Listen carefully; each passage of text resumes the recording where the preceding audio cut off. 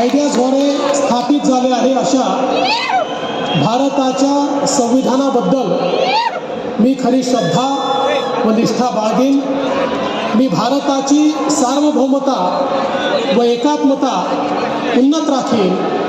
मी महाराष्ट्र राज्याचा मुख्यमंत्री म्हणून माझी कामे निष्ठापूर्वक व सत्सद विवेक बुद्धीने पार पाडीन आणि संविधान व कायदा यानुसार सर्व तऱ्हेच्या लोकांना मी निर्भयपणे व निपक्षपातीपणे तसेच कोणाच्याही विषयी ममत्वभाव किंवा आकस न बाळगता न्याय वागणूक देईन।